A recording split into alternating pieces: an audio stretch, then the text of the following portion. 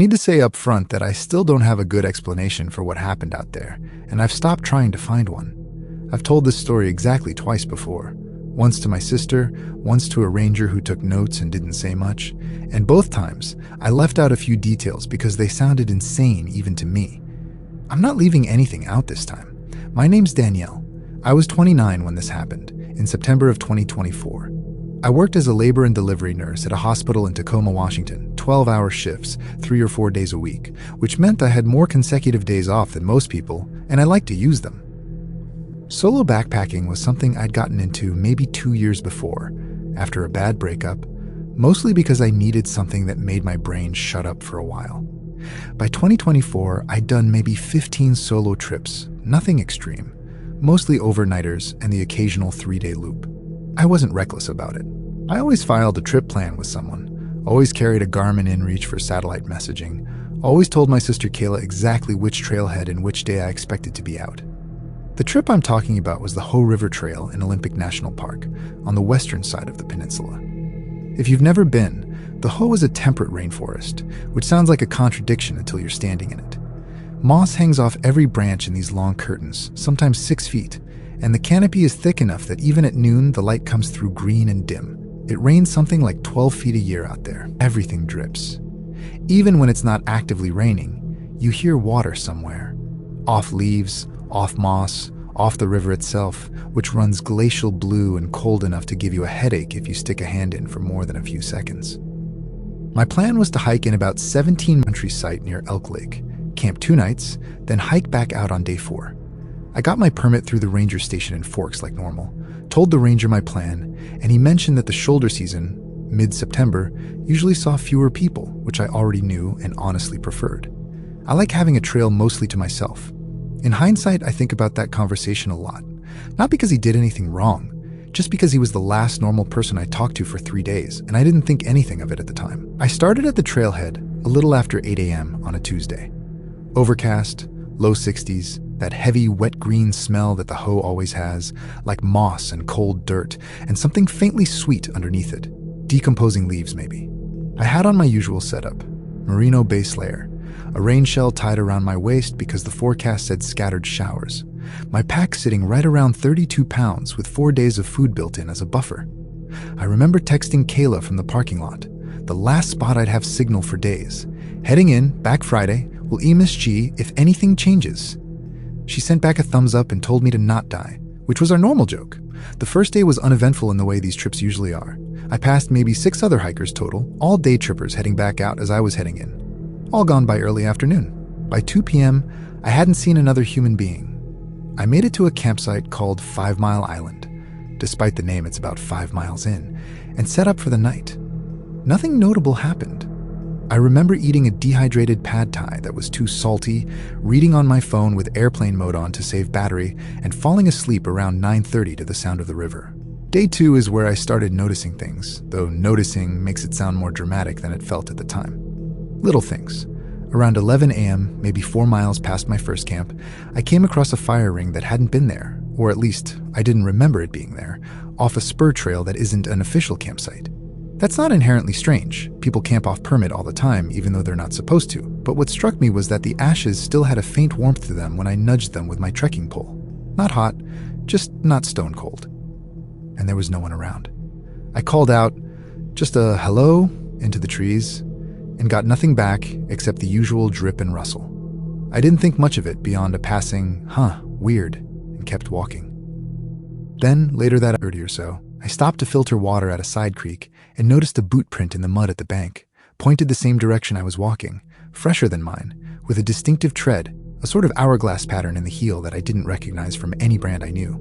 I remember thinking it was probably just another hiker who was ahead of me on the trail, which made sense, except I hadn't passed anyone coming the other way, and I hadn't seen anyone ahead of me either. The Hoh Trail runs pretty much parallel to the river the whole way, not a lot of side trails to disappear down. It nagged at me a little. But I told myself the same thing anyone tells themselves out there. There are other people on this trail. You just haven't crossed paths. I got to my second camp, a backcountry site a bit before Olympus Guard Station, around 5:15 p.m. Set up my tent, hung my food in a bear canister a good 100 feet off in accordance with park rules, ate dinner, read for a while. I remember it started raining lightly around 8, that soft percussion on the tent fly that usually puts me right to sleep. I remember checking my Garmin, no messages, sent Kayla a quick, "Day 2 done, all good," which wouldn't go through until I had a clear enough view of the sky, which out there isn't guaranteed. I fell asleep sometime before 10. I woke up at 2:47 a.m. I know the exact time because it's burned into me. I looked at my phone the second I opened my eyes, that reflexive thing where your brain wants to anchor itself to a number. What woke me wasn't a loud noise. It was the opposite. It was a silence that felt wrong, if that makes any sense. The rain had stopped. The river was still audible in the background, that constant low rush, but everything else, the small sounds, the little rustles and drips you stop noticing after a day out there because they become the baseline, all of it had gone quiet. And then I heard breathing. Not my own. It was close enough that I initially thought, in that groggy half-second, that it might be inside the tent with me, before my brain caught up and placed it as just outside, maybe a few feet from the tent wall, on the side where my head was. Slow, deliberate, not panting, not an animal's quick, shallow breath. It sounded like someone standing still and breathing on purpose, almost like they wanted to be heard, or like they'd been holding their breath and had just let it out. I did not move. I want to be honest about how scared I was, because I think people picture themselves being brave in these situations, and I wasn't. I lay there completely rigid, staring at the tent ceiling, my heart going so hard I could feel it in my ears, and I listened. The breathing continued for, I genuinely don't know, it felt like 10 minutes, it was probably closer to 2, and then I heard a footstep, just one, distinct, a boot coming down on wet ground, shifting weight, then nothing. No more breathing, no more footsteps. I lay there for what my phone later told me was almost 40 minutes before I worked up the nerve to unzip my tent flap, just a few inches, and look out. Nothing. Just the dark shapes of trees, the pale strip of the trail, moss hanging still because there wasn't even wind. My headlamp caught nothing reflective, no eyes, no movement. I told myself, lying back down, that it could have been an elk. The Hoh has a huge Roosevelt elk population, and they do sometimes wander close to camps, and their breathing at close range can sound unsettlingly human, deeper than you'd expect. I've read that other hikers say the same thing. I wanted very badly to believe that. I did not sleep again that night. In the morning, in full daylight, I checked around my tent. There were no elk tracks. There was, about 4 feet from where my head had been, a single boot print. Same hourglass tread pattern from the creek bed the day before. I want to explain what I did next, because I think it matters for how the rest of the story lands. I did not panic run. I've done wilderness first responder training for work-adjacent reasons, and one thing that gets drilled into you is that panic is what kills people out there, not the initial problem. So I made a decision, calmly, sitting on a wet log eating a granola bar I didn't taste. I was cutting the trip short. I wasn't going to push onto Elk Lake. I was going to break camp and start heading back out toward the trailhead, and I was going to message Kayla the second I had signal. I got moving by about, and this is the part that still bothers me the most, more than the breathing, more than the print. Somewhere around 10, maybe 5 miles from where I'd camped, heading back the way I'd come, the trail curves along a section where the river's close on your right and the bank drops off. I came across the fire ring again, the same one, or one that looked identical, off that same spur trail, except this time there was a plastic grocery bag sitting beside it, tied at the top, sitting upright like someone had just set it down. I didn't open it. I want to be clear about that because everyone I've told this story to asks. I looked at it from maybe 15 feet away, and every instinct I had said, don't. It wasn't torn open by an animal. It wasn't old or sun-bleached or wet through, even though it had rained overnight. It looked new, and it was tied in a neat double knot at the top, the kind of thing you do when you're planning to come back for something. I kept walking, faster than before. I remember my hands were shaking in a way that made gripping my trekking poles annoying, this fine tremor I couldn't stop.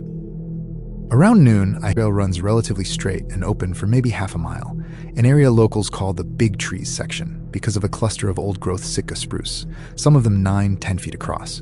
And that's where I saw him. He was standing off the trail, maybe 30-35 feet into the tree line, just standing there facing my direction, not moving toward me, not moving at all, as far as I could tell. Medium build, dark jacket, and this is the detail I've turned over in my head more than any other. He wasn't wearing a pack, no hiking poles, no day pack, nothing. 17 miles from the nearest trailhead, and this man had nothing with him at all. I stopped walking. I said, because my body did it before my brain approved it, "Hey, you okay?" My voice came out steadier than I felt. He didn't answer. He didn't move. I could not make out his face clearly at that distance, under the tree cover, but I had the strong impression, and I want to be careful here because impression is all it was, that he was looking directly at me the entire time, without turning his head at all, the way you'd watch something without wanting it to know you were watching. I did not wait to see what he'd do. I put my head down and I walked, fast, not quite running, glancing back every 10 or 15 steps. He was gone from where he'd been standing within maybe 30 seconds. I looked back and the spot was just trees again, but I didn't feel relief. I felt like the not seeing him was worse than the seeing him had been. I hiked the remaining 12 miles that day, all of it, something I would never normally attempt, especially not solo, especially not on legs that had already done 5 miles that morning. I did not stop for a real lunch. I ate a protein bar walking. I refilled water only once, as fast as I could, filtering with my hands, shaking hard enough that I dropped the cap of my bottle into the creek and just left it. Twice more that afternoon, I heard something moving parallel to me in the brush, matching my pace roughly, staying maybe 20 or 30 feet off the trail where the undergrowth was thick enough to hide it. Both times I stopped, it stopped. I told myself elk. I told myself deer. I did not believe myself. I got a weak signal around 4:40 p.m., maybe 3 miles from the trailhead, enough for one text to go through to Kayla. Coming out early, something's wrong. Call ranger station if you don't hear from me by 7. I didn't wait for a reply. I kept moving. I made it to the trailhead parking lot at 6:52 p.m., 9 hours and change after I'd left camp that morning, legs completely done, hands raw from gripping my poles too hard. There was one other car in the lot besides mine, a dusty gray sedan I didn't recognize and haven't been able to place since. No plates I could remember later when a ranger asked, which still bothers me. My own car was fine. Nothing disturbed. I got in, locked the doors immediately, something I've never once done at a trailhead in my life before that day, and I drove straight to the ranger station in Forks, arriving right around closing. The ranger who took my report, different from the one who'd issued my permit, was polite, took notes, asked good questions. Fire ring, footprint, the bag, the man in the trees. He told me, gently, that there had been a couple of reports over the past year of an unpermitted camper matching a vague description working that stretch of trail, someone who apparently avoided contact with the trailhead entirely, no permits, no check-ins, and that they'd had difficulty locating him despite a couple of patrols. He said it in a way that was clearly meant to be reassuring. Just a guy avoiding the permit system, huh? But it didn't land that way for me. Reassuring would have meant they knew who he was. This was just confirmation that other people had noticed him too, and nobody had an actual answer. I never went back to that trail. I've done maybe 3 solo overnighters since, all somewhere else, all shorter, and even those have taken more out of me than they used to. I still wake up around 2:45 or 2:50 some nights, for no reason I can identify, just suddenly awake and listening, even in my own apartment with the door locked and my cat asleep on the end of the bed. The thing I never found out, and the thing that bothers me more than anything else when I let myself think about it late at night, is what was in that bag.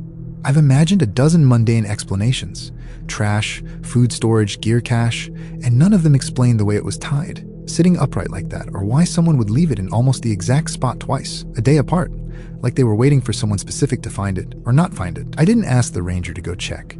I've thought about that a lot since. I think some part of me didn't want an answer, because I was scared any answer at all would be worse than not knowing. I still don't know if that was the right call. Story 2. Backcountry Site 12. Big Bend. I'm going to tell this one mostly the way I told it to my roommate the week after, because that's the version that still feels closest to what actually happened, before I started smoothing it out in my head into something that made more sense. It still doesn't make sense. I've made my peace with that.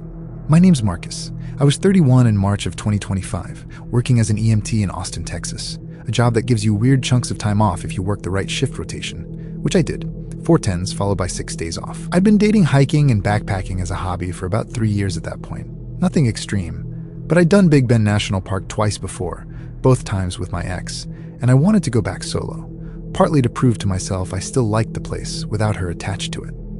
Big Bend sits way out in West Texas, down along the Rio Grande, closer to Mexico than to any real city.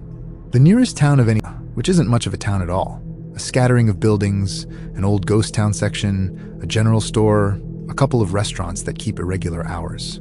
From Terlingua, it's still another 30-40 minutes into the park itself. The land out there is desert and mountain both, the Chizos Mountains rising up out of the desert floor like someone dropped them there by accident. And at night, if there's no moon, The sky is about as dark as sky gets in the lower 48. That was actually the main draw for me. I wanted a few nights under that sky, away from anything.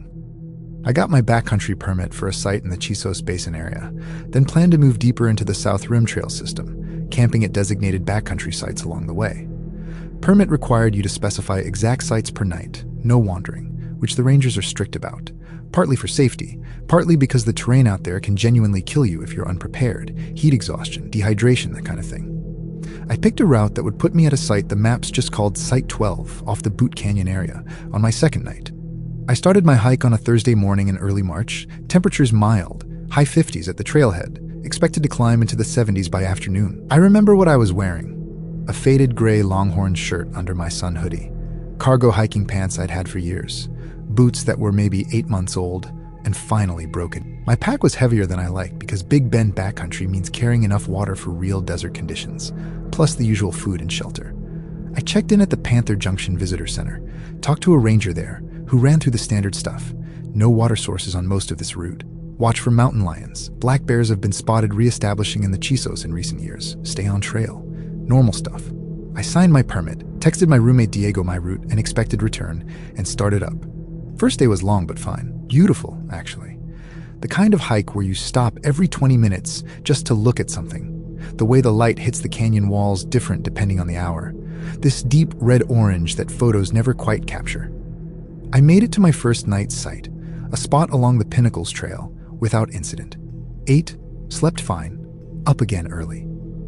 The second day, feeling different, though like most of these stories, it started small enough that I didn't clock it as anything at the time. Around midday, maybe 12:30, I stopped to eat lunch at an overlook and noticed, off to my left, down a steep drop I hadn't come from, what looked like a structure. Not a building exactly, more like a lean-to, tarps and branches, tucked into a rock overhang maybe 80, 100 feet below the trail. It's not impossible for that to be an old ranching structure. There's a lot of that kind of history in the park from before it was federal land, remnants of old homesteads and line camps, but it didn't look old. The tarp material looked like it might have been blue at some point. Faded, but not decades faded. I didn't go check it out. The drop looked genuinely dangerous without proper gear. But I remember taking a photo on my phone, thinking I'd mention it to a ranger, and then more or less forgetting about it as I kept moving. I got to Site 12 around 4:45 p.m. It's a small site, tucked into Boot Canyon, surrounded by pine and oak that feels almost wrong for how desert everything else in the park is. Apparently the elevation and the canyon's shade create a little pocket of different climate. Quiet. Genuinely one of the more peaceful spots I've camped. I set up my tent, cooked dinner, instant rice and some dehydrated chicken thing, and sat outside watching the light go from orange to purple to that deep blue-black that happens fast out there once the sun actually drops behind the ridge. Around 8:30, full dark, no moon that night, stars doing exactly what I'd hoped they'd do, I heard something that I initially wrote off as a rock settling. A single, sharp crack, off to the north side of camp, maybe 50 feet out. I had my headlamp on, but pointed down at my journal, where I'd been writing, and I remember lifting it and sweeping the light out that direction and seeing nothing. Just trees. Rock. Dark. I told myself rockfall, thermal contraction, whatever. West Texas has huge day-to-night temperature swings, and rocks do crack and shift as they cool. Reasonable explanation. I went back to my journal. About 20 minutes later, I heard it again, except this time it wasn't a crack. It was closer to a scrape, dragging, like something heavy being pulled across stone, and it lasted 3 or 4 full seconds, longer than a settling rock would. That one I couldn't explain away as easily, and I felt the first real spike of unease, that prickling at the back of the neck. I called out, "Hello? Anyone out there?" The way you do, half hoping for an answer, half hoping you don't get one. Nothing. I sat there another minute, then decided to get in my tent, which felt marginally safer even though I logically knew a tent wall stops nothing. I did not sleep well. I remember checking my phone at 11:52 p.m., wide awake, listening. No more sounds for a long stretch. I must have drifted off eventually because the next thing I remember is waking up at 1:38 a.m. to the absolute certainty that something was outside my tent, close, on the side where my feet were. I want to describe this carefully because it's the part I've gone back and forth on the most. It wasn't footsteps and it wasn't breathing, like you'd expect. It was a low, continuous sound, almost like humming, except not musical, more like someone breathing out through their nose slowly, over and over, a rhythm to it. Human is the word my brain landed on immediately, and I've never been able to shake that word, even though I have no actual evidence for it. It went on for, I genuinely don't know, long enough that I had time to become fully, coldly awake, to feel my whole body go rigid, to start doing math about what was in reach. My knife in my pack, annoyingly not in the tent with me, my headlamp next to my head. I did the thing you're not supposed to do probably, which is I turned my headlamp on and unzipped the tent flap fast, in one motion, and shone the light out. The sound stopped instantly. Mid-breath it felt like, and the beam caught nothing, just the dark shapes of the canyon walls, pine branches, absolutely still air. But I want to be honest. For maybe half a second, right at the edge of the light's reach, I thought I saw something pull back into deeper shadow. Not a clear shape, just a wrongness in the dark. There and then not there, gone before I could focus on it. I've told myself a dozen times since that it was a trick of adrenaline and a swinging headlamp beam. I don't fully believe that. I did not sleep again. I sat in my tent with my knife in hand, which I'd retrieved from my pack the second the sound stopped, until the sky started going gray, somewhere around 6 a.m. In that gray early light, I got up and I checked the ground around my tent. There were footprints. Not boot prints, bare human feet, or something shaped very much like them, circling the tent at a distance of maybe 6 or 7 feet, a full loop around, in dirt soft enough to hold a print clearly. No shoe tread, no claw marks that would suggest an animal. Just what looked, as much as I wanted it not to, like bare human footprints, in an area that would have been brutally cold and rocky to walk barefoot through in the dark. I broke camp faster than I've ever broken camp in my life. I remember my hands shaking so badly, I left one of my tent stakes behind, something I only realized days later when I unpacked at home. I did not eat breakfast. I filled my water and started moving by 6:40 a.m., heading back the way I'd come rather than continuing deeper on my planned loop, which meant abandoning my permit route entirely. Something rangers do not love, but I decided I'd rather explain myself later than push forward. Around 9 a.m., back near that overlook from the day before, I looked down toward where I'd seen the lean-to structure, mostly out of a morbid compulsion I couldn't fight. It was gone. Not collapsed, not blown over, gone. No tarp, no branches, nothing but bare rock and dirt where it had been. Like I'd imagined the whole thing, except I had a photo on my phone from less than 24 hours earlier proving I hadn't. I hiked out the rest of that day in a state I can only describe as controlled panic. The kind where your body keeps functioning, keeps putting one foot in front of the other, while your mind is somewhere else entirely running the same loop of what did I just experience over and over. I made it back to Panther Junction by early afternoon, reported everything to a ranger, the sounds, the prints, the structure that had vanished, and he took it seriously in a way that somehow made it worse rather than better. He didn't laugh it off. He asked very specific questions about the footprints, whether they showed a full stride pattern or just standing marks, whether there was any indication of more than one person. He mentioned carefully that there'd been a small number of unexplained backcountry incidents over the years in that same general area. Nothing he could give me details on, he said. Some of it predated him. And that the park did occasionally deal with people living off-grid in the backcountry without permits, sometimes for extended periods, though he was quick to say that wouldn't explain everything I described. I drove back to Terlingua that evening and got a room rather than camp anywhere else, even car camping in a developed site, which tells you where my head was at. I didn't sleep much that night either.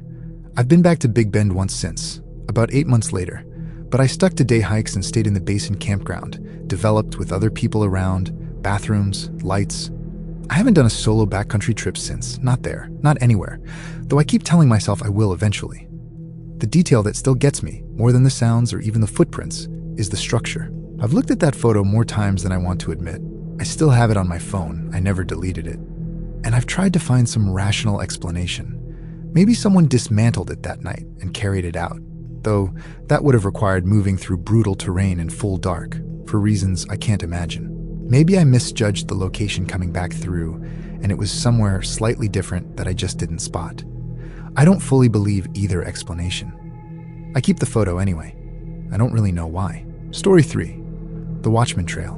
Zion, I've sat on this one longer than the other 2 stories I could tell you, partly because it happened most recently, and partly because, unlike a lot of scary stories, mine doesn't really end with me getting away clean. Something did happen to me out there, and I still deal with the aftermath of it, and I think that's part of why I want to write it down properly, at least once, in full. My name's Priya.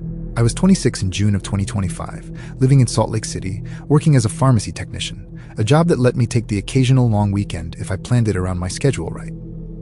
Zion National Park is about 4.5 hours south of Salt Lake, down in southwestern Utah near the town of Springdale, which sits right at the park's main entrance. One long strip of hotels, outfitters, and restaurants squeezed into a canyon so narrow it feels like the town is holding its breath. I'd been to Zion twice before with friends, day trips mostly, but this was going to be my first solo overnight. A permit for a backcountry camp near the top of Angel's Landing's ridge system, off a lesser-used route that connects to the Watchman Trail area on the park's east side rather than the crowded main routes. I want to say it isn't the kind of park where you expect real isolation. It's one of the most visited parks in the country, especially in summer. Shuttle buses running constantly through the main canyon, crowds everywhere on the popular trails. But the backcountry permit system pushes you into areas most tourists never see, and the specific route I'd booked, a loop that takes you up and away from the canyon floor onto slick rock and high desert terrain, was, according to the ranger who issued my permit, seeing maybe 2 or 3 backcountry parties a week that time of year, which felt right once I got up there. Within 2 hours of starting, I didn't see another person. I started my hike around 6:30 a.m. on a Friday in mid-June, early specifically to beat the heat. Zion in summer routinely hits the high 90s, sometimes over 100, and there's very little shade once you're up on the slick rock plateaus. I wore a long-sleeve sunshirt despite the heat, because I'd learned the hard way on a previous trip that sunburn out there is brutal, plus a wide-brim hat, and I carried close to 5 liters of water because there's essentially no reliable water source on that particular route. My pack was around 28 pounds. I texted my boyfriend Alex my exact plan. Trailhead, expected campsite, expected return Sunday afternoon, the way I always did, and he sent back a laughing emoji and told me to take a picture of a lizard for him, which was our running joke. The first several hours were, honestly, some of the best hiking I've ever done. The trail climbs steeply out of the canyon and then opens onto this vast expanse of pale orange-white slick rock, sculpted into these smooth waves and depressions, with views back down into the main canyon that make you stop walking just...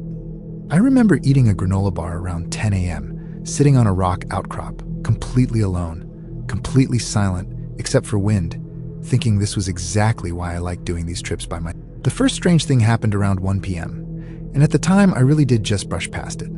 I was crossing a section of slick rock where the trail is marked mostly by small rock cairns rather than a worn path, since slick rock doesn't hold footprints, and I noticed one of the cairns had been very deliberately knocked over, not scattered by wind or animals, which does happen, but the rocks arranged instead into a straight line pointing off the marked route into a side canyon that wasn't part of my planned trail at all.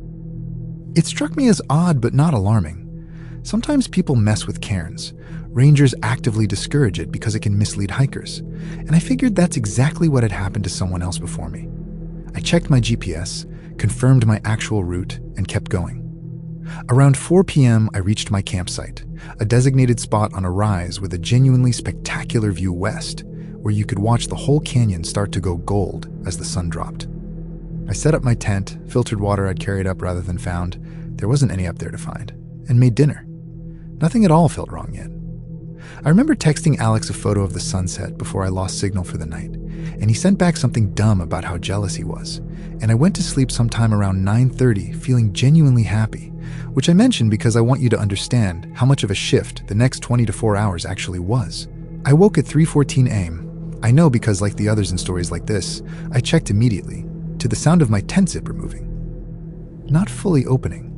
Just the distinct metallic sound of a zipper being tested, pulled an inch, stopped, like someone checking whether it was locked from the outside, which of course it wasn't. Tent zippers don't lock.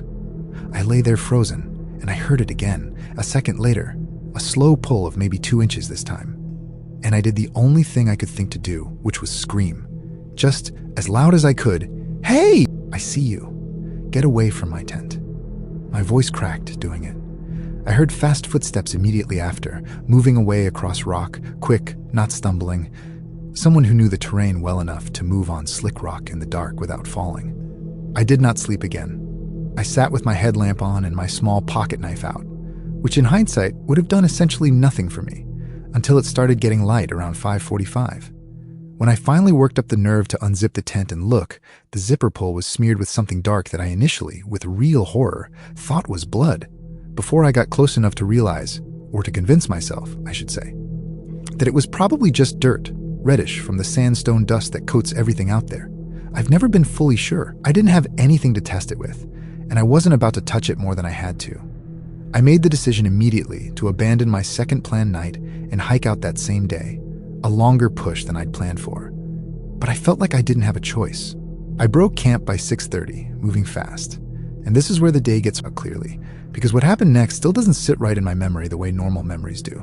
It's got gaps in it, moments that feel stretched or compressed in ways that I know, rationally, are probably just from adrenaline and lack of sleep, but that still bother me.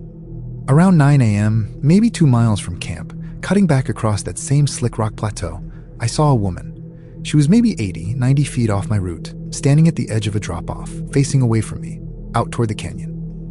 She wasn't dressed for hiking at all. I remember a long, pale dress or nightgown, something loose and out of place against all that orange-white rock, and bare feet, and hair that hung loose and looked, even from that distance, tangled and unwashed. She did not appear to notice me. I stood there for probably 10 full seconds just staring, trying to process what I was looking at, before I called out, the same instinct as always. "Hey, are you okay? Do you need help?"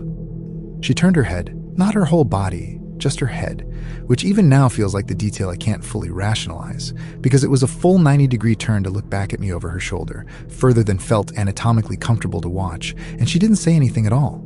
She just looked at me for what felt like a long time, and then turned her head back to face the canyon. I did not go check on her. I know that's the thing you're supposed to do, and part of me has felt guilty about it since, in that irrational way you feel guilty about instincts you can't fully justify after the fact.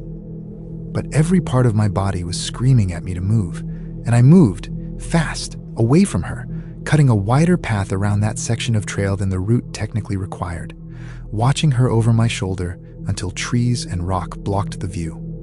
I reported her this, described her exactly like this, and the ranger I spoke to, a woman named Ranger Osei, I remember her name because she was kind and thorough in a way that made me feel less crazy, told me they'd send someone to check the area, and also, gently, that they'd had a small number of reports over recent years describing a similar figure in that same general zone of backcountry, always at a distance, never approached successfully, no missing persons reports that matched. She was careful not to speculate beyond that. I appreciated her honesty more than I would have appreciated false reassurance. I want to be clear that the woman wasn't the worst part of that day, as strange as she was. The worst part happened about an hour after I saw her, back on my actual marked route, moving fast when I became completely certain, not suspicious, certain, that I was being followed at a distance of maybe 60 or 70 feet, someone matching my pace through terrain that offered almost no cover, meaning I should have been able to see them clearly and couldn't, just glimpses, a shift of color against rock, gone by the time I turned fully toward it. This went on for close to 2 miles. I did the thing that still embarrasses me a little to admit. I started talking out loud to myself, narrating my own hike, partly to keep myself calm, and partly, I think, because some instinct told me that a person who sounded aware and unafraid was a less appealing target than one who sounded scared. I don't know if that's true. It felt true at the time. I made it back to a section of trail that intersects with more heavily trafficked routes around 1 p.m., and the moment I saw 2 other hikers, a middle-aged couple from Colorado, I later learned, out for a day hike, the feeling of being followed simply stopped. Not faded, stopped abruptly, the way a sound cuts off when you turn off a speaker.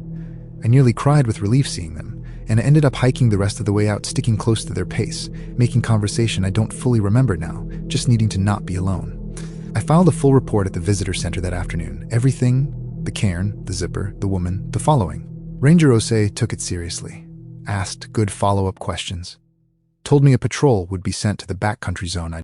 I never heard back with any resolution, though I did call about 10 days later to ask, and was told the patrol hadn't found anything specific. No evidence of the campsite disturbance, beyond what I'd already described. No sign of anyone matching the descriptions I'd given. I drove home to Salt Lake that night rather than staying anywhere near the park. 4.5 hours, arriving after 1 a.m., and Alex met me at the door because I'd called him from the road, shaking, and he didn't ask a single question until I was inside with the door locked. I told him everything over the next hour, and I remember him being quiet for a long time afterward, which I appreciated more than I would have appreciated him trying to explain it away. I still have the tent. I couldn't bring myself to use it again, but I also couldn't bring myself to get rid of it, which doesn't make a lot of sense, I know. It's folded in the back of my closet. Sometimes I open the closet for something unrelated and see the stuffed sack and feel a version of that 3:14 a.m. feeling all over again, brief but real. The detail I've never resolved, the one that surfaces at the worst times, usually just as I'm falling asleep, isn't the zipper, or the following, or even the woman's turned head. It's that when I called out to her that morning, before she turned, I have a memory, one I don't fully trust because of everything else going on in my body at the time, of her mouth already moving, like she'd been talking or singing low to herself out at the edge of that drop-off long before I ever said a word to announce myself. I don't know what she was saying. I've never been able to reconstruct it into anything like language, no matter how many times I've tried to replay it. I'm not sure I want. That's all 3 stories for tonight. If there's one thing that stuck with me putting these together, it's how similar the pattern is across 3 totally different parks, 3 totally different people, thousands of miles apart. Someone alone, small things that don't add up, a presence that never fully reveals itself and never gets explained. Danielle still doesn't know what was in that bag. Marcus still has the photo of a shelter that vanished overnight. Priya still has a tent folded in the back of her closet she can't bring herself to use or throw away. If you've had something like this happen to you out on a trail, in a campsite, somewhere you thought you were completely alone, I want to hear it. Drop it in the comments. I read every single one, and some of the best stories on this channel started exactly that way. If this one got under your skin, hit subscribe, ring the bell, and share it with someone who says they'd never hike alone. Stay safe out there, and maybe don't camp too far from the trailhead. I'll see you in the next one.